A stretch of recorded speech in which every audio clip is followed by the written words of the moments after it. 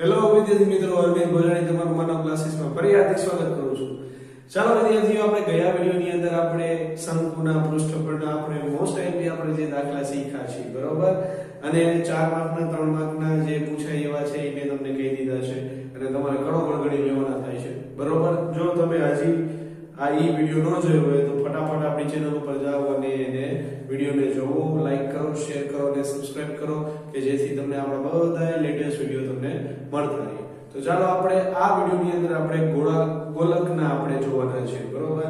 તો આ વિડિયોમાં હું તમને 4 માર્કના અને 3 માર્કના દાખલા બે ભેગા હું તમને સમજાવતો જઈશ, બરોબર? અને જે 3 માર્કના હશે ઈ એને 2 માર્કમાં પણ આવી શકશે, એટલે એ વાતનું ખાસ ધ્યાન રાખવું પડશે.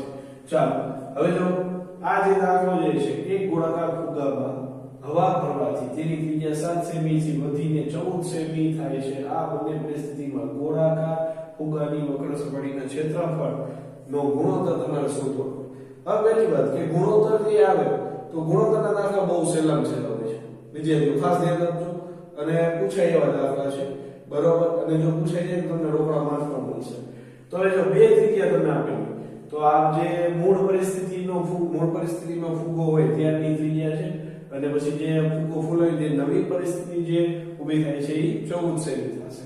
તો આપણે અહીંયા થોડુંક લખશું કે ભાઈ મૂળ સ્થિતિમાં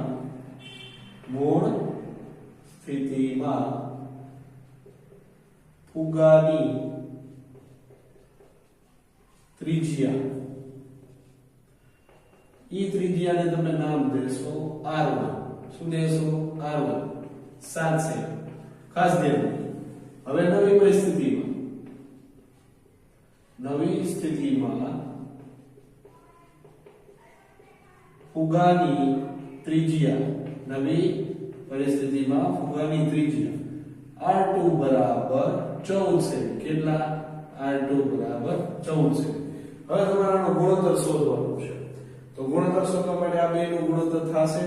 તો અહીંયા તમે આમ લખી શકશો કે ભાઈ, હવે આ તમે લખી નહીં છે તો આવી રીતે લખી શકશો ભાઈ, મૂળ સ્થિતિમાં ફુગ્ગાની ત્રિજ્યા એના છે નવી પરિસ્થિતિમાં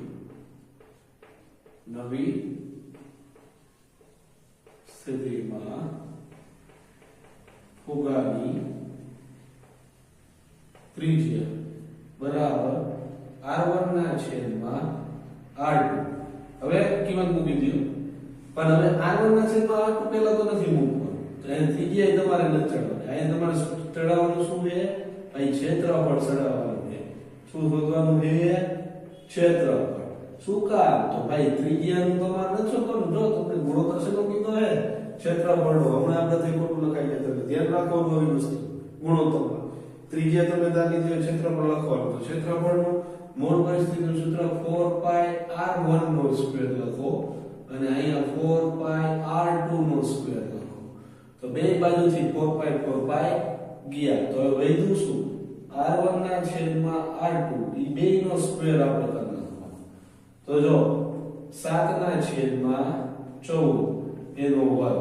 હવે 7 ગુણ્યા 7 અને 14 ગુણ્યા 14 ભાગ ઉડાડો, 7 દુ ભાગ ઉડાડો, 7 દુ, તો 7 7 ગયા. તો વધ્યું શું? 1 ના છેદમાં 2 દુ ને 4, તો તમારો જવાબ શું આવ્યો? 1 છે. હવે આ દાખલો બહુ આવી રીતે ટૂંકી અને ટચ રીતે છે. હવે તમને થતો હશે સાહેબ દાખલો તો કેટલા માર્કનો છે? તો પહેલી વાત તો એ કે આ દાખલો તમને જે પૂછાશે 2 અથવા 3 માર્કમાં પૂછાઈ શકશે. કેટલા માર્કમાં? 2 અથવા 3 માર્કમાં. બે માંથી કોઈ પણ એકમાં, અથવા આ બેઠો ન પૂછાય તો આનો જેવો બીજો દાખલો પણ બનાવી પૂછી શકશે. એની પણ જાણકારી તમારે લેવી પડશે, બરોબર? તો ચાલો વિદ્યાર્થીઓ, બહુ સહેલો દાખલો છે અને રોકડા માર્કનો છે. તો આપણે નેક્સ્ટ લાઈનની અંદર આપણે નેક્સ્ટ દાખલો લઈશું. ચાલો વિદ્યાર્થીઓ, આ છે આપણો નેક્સ્ટ ગુણોત્તરનો બીજો દાખલો, જે પેપર માટે મોસ્ટ આઈએમપી છે 3 માર્કમાં, બરોબર? મોસ્ટ આઈએમપી 3 માર્ક, 3 અને 2 માર્ક માટે. ચાલો હવે ખાસ ધ્યાન દેજો. જો જો ચંદ્રનો વ્યાસ પૃથ્વીના વ્યાસના આશરે ચોથા ભાગ જેટલો હોય તો તેમની વક્ર સપાટીના ક્ષેત્રફળનો ગુણોત્તર શોધો. હવે ખાસ ધ્યાન આ એટલે ચંદ્રનો વ્યાસ પૃથ્વીના વ્યાસના આશરે ચોથા ભાગ જેટલો. એટલે એની વાત થઈ ગઈ ચંદ્ર અને પૃથ્વીમાં મોટું કોણ પૃથ્વી થયું તો એનો ચોથા ભાગનો થયો તો ચંદ્ર એનું ભાગ્યામાં ગયું ને, પણ હંધેથી પહેલા આપણી પાસે વ્યાસ જ નથી તો પહેલા વ્યાસ ધારી ગયો. તો આપણે ધારો કે કરી ધારશું, ધારો કે ચંદ્રનો વ્યાસ કેટલો ધારશું? d ધારશું, બરોબર, અને પૃથ્વીનો વ્યાસ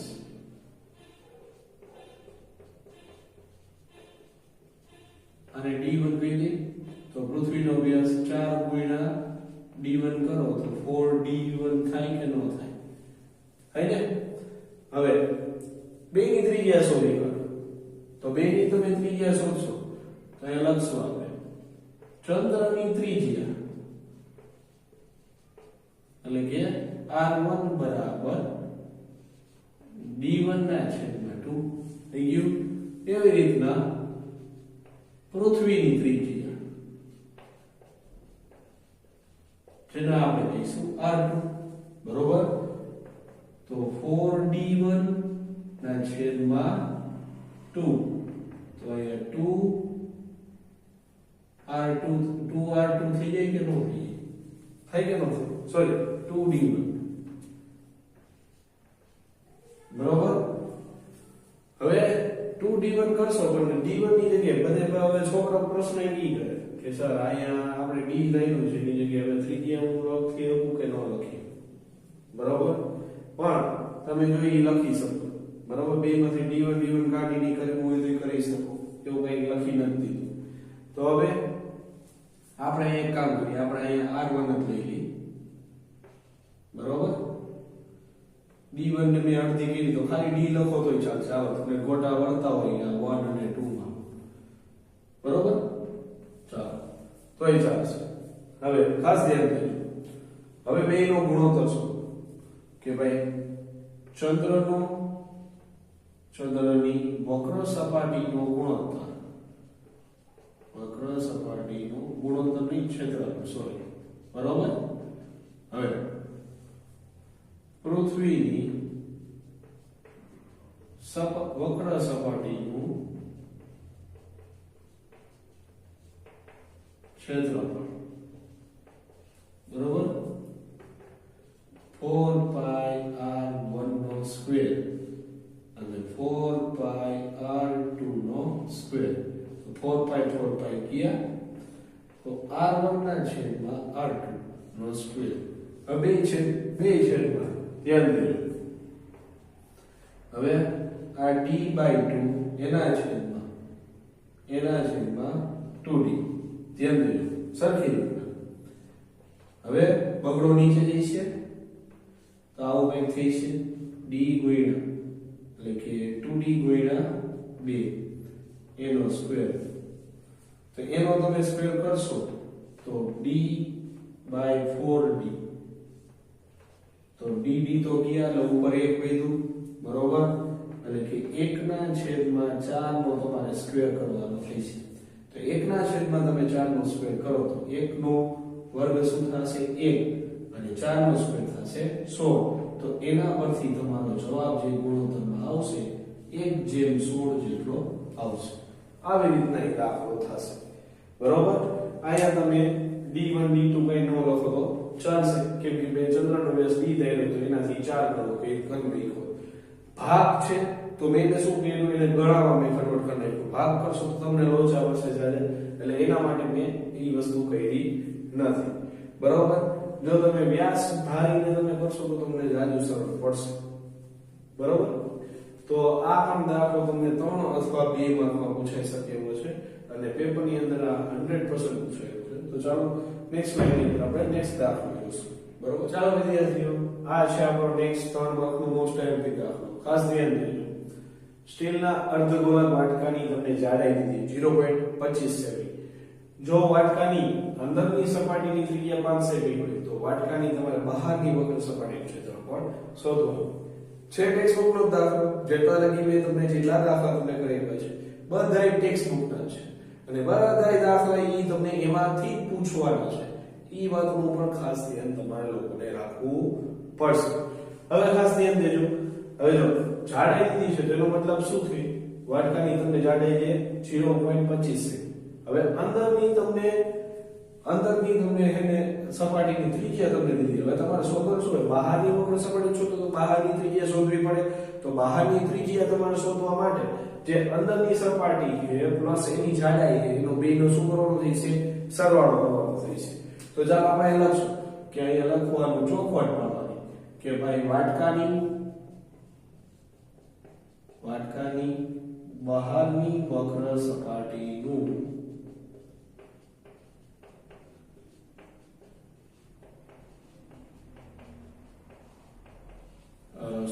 ક્ષેત્રફળની ત્રિજ્યા બહારની સપાટીની ત્રિજ્યા r બરાબર 5 પ્લસ 0.25 તો 5.25 સેમી થાય કે ન થાય? બરોબર 5.25 સેમી. હવે આટલું થઈ ગયું. હવે વાટકાની બહારની સપાટીનું ક્ષેત્રફળ મૂકી દઈએ અને વાટકો કેવો હોય? અર્ધગોળ. તો 2πr² નું સૂત્ર લાગશે. તો આ લખો કે વાટકાની બહારની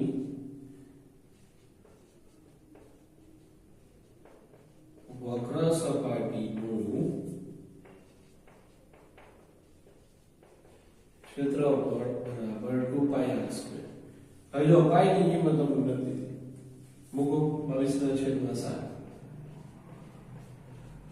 ત્રિજ્યા 5.25 પણ એના પોઈન્ટ પાછળથી બે સંખ્યા પછી પડે છેદમાં 100 લખી કાઢો. આમે છેદમાં 100 લખી કાઢો. બે વાર લખવાનું છે. હવે ભાગ ઉડાડો.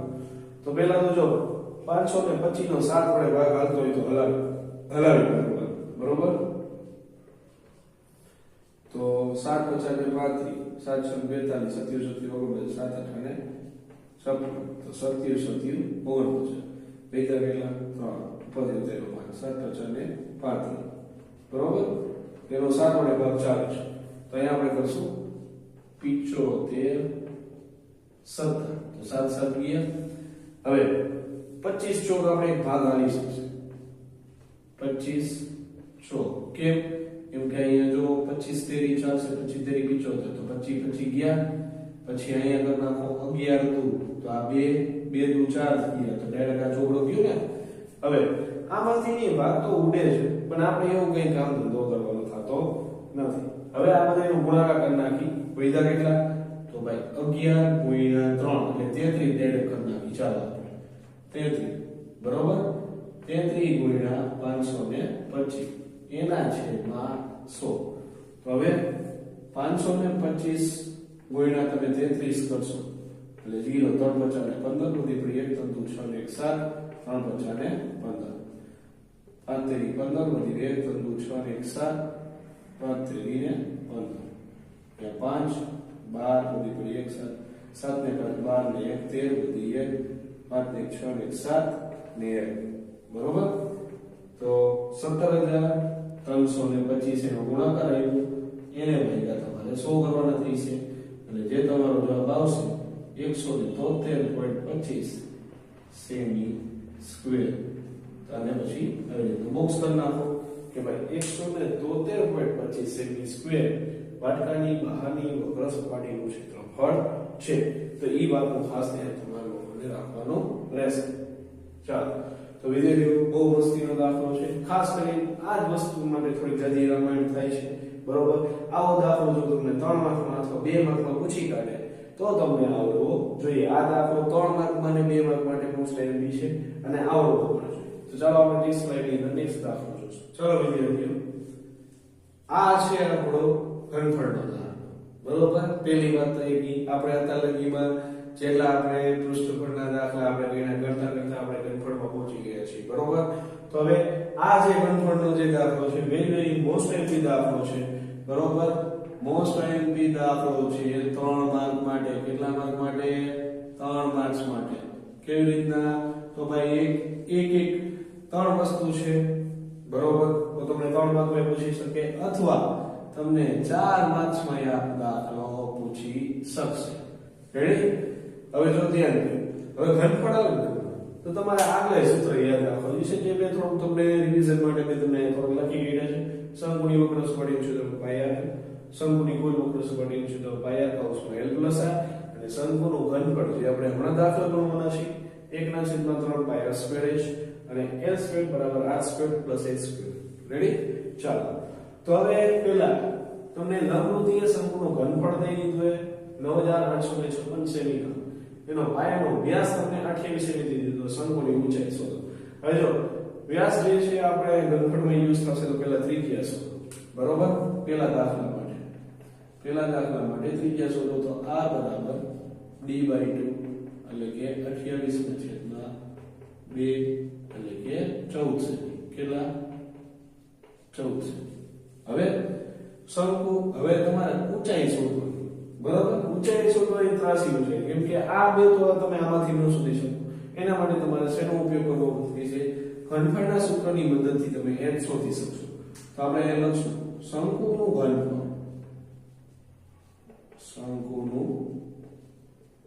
ઘનફળ, બરાબર 1/3 પાઈ r સ્ક્વેર h. ઘનફળ તમને લીધું 9856 1/3. હવે ખાસ ધ્યાન દેજો. બરોબર? ત્રિજ્યા બરાબર એક મિનિટ.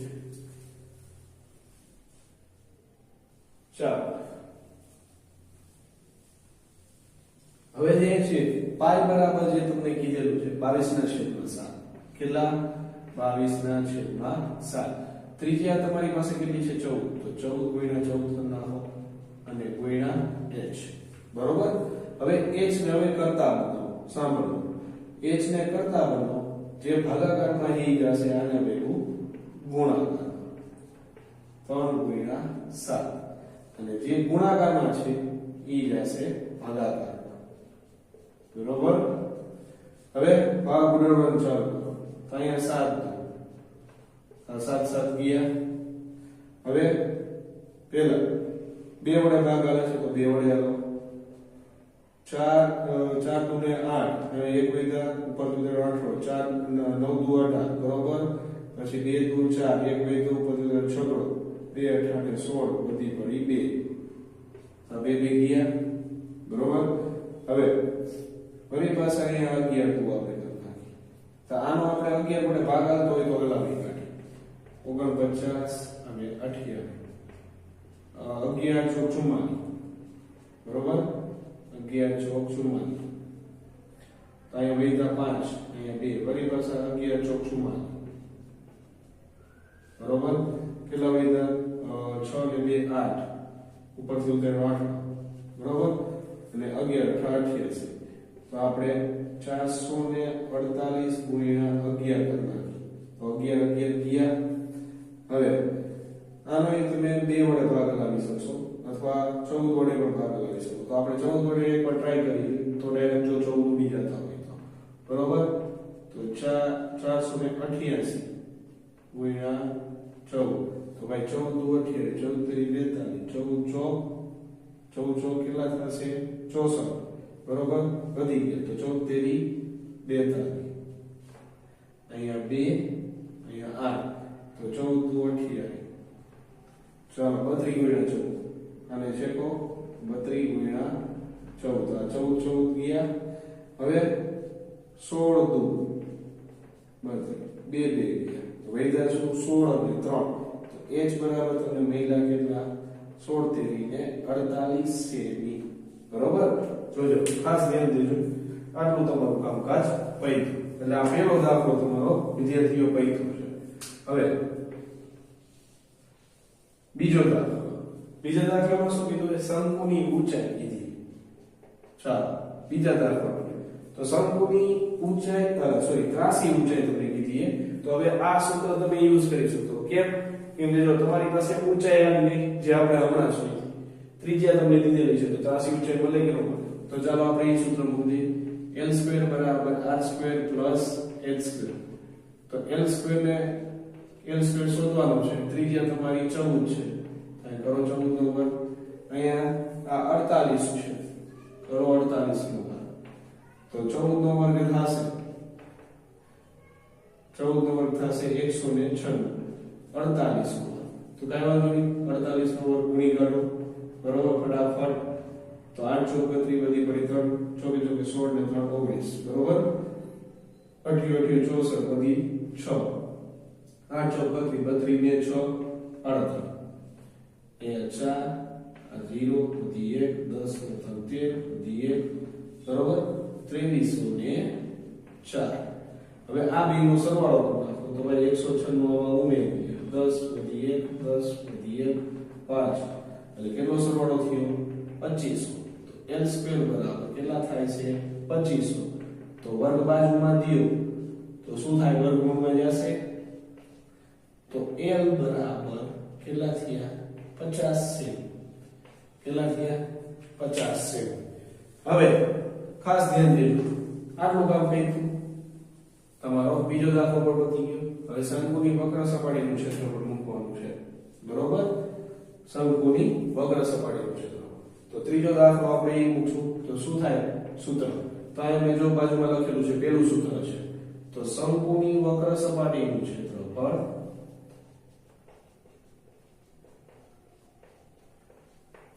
વક્ર સપાટીનું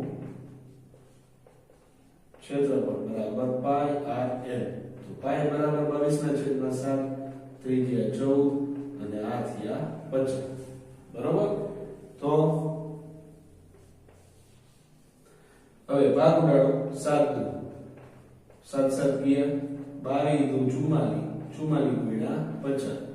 તો જો 5 ચોક ને 20 વધી પડી 2, 5 ચોક 20 ને 2 22 ને આનું એક મીંડું, તો 2200 સેમી સ્ક્વેર તમારો જવાબ આવશે. તો વિદ્યાર્થીઓ ખાસ કરી આ દાખલો પૂછાય એવો છે, બરોબર. તો તમારે બધાએ ફરજિયાત દાખલો ગણવાનો છે અને ભૂલવાનું તો સાવ નથી, કેમ કે આ પરીક્ષામાં વારંવાર તમારી મંથલી પરીક્ષા હોય કે એમને સાદી એમથી ટેસ્ટ લીધી હોય તમારા સાહેબે, એમાં આ દાખલો તમારા સાહેબે પૂછેલો હોય છે હશે. તો મહેરબાની કરીને આ દાખલો શીખી લેજો. તો ચાલો આપણે વિડીયોને અહીં એન્ડ કરશું. જો વિદ્યાર્થીઓ તમને આ વિડીયોની અંદર સરખી રીતના બધી વસ્તુ સમજાણી અને દાખલા તમને સરખી રીતના સમજાઈ ગયો તો આપણી ચેનલને લાઈક કરો, શેર કરો અને સબસ્ક્રાઇબ કરો કે જેથી તમને આપણા ચેનલની બધી વિગત તમને મળતી રહે. ચાલો આપણે વિડીયોને અહીં એન્ડ કરશું. નેક્સ્ટ વિડીયોમાં આપણે નેક્સ્ટ મોસ્ટ એમ્પી દાખલા સાથે મળશું. ચાલો, જય હિન્દ, જય ભારત.